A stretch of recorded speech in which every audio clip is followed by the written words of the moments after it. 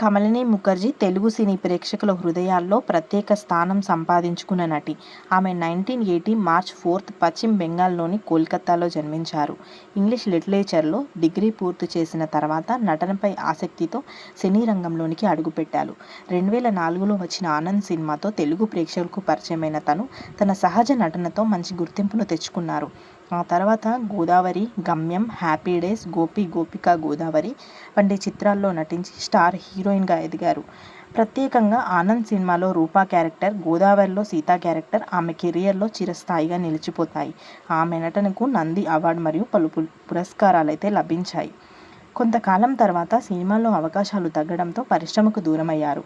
2026లో ఒక ఇంటర్వ్యూలో కొన్ని పాత్రల విషయంలో నిరాశ కలగడం వల్ల నేను విరామం ప్రకటిస్తున్నానని తను చెప్పడం అయితే జరిగింది. తనకు ఇప్పటికీ పెళ్లి కాలేదని తెలుస్తుంది. ఈ వీడియో కనుక మీకు నచ్చితే లైక్ చేసి, షేర్ చేసి, కామెంట్ చేయండి.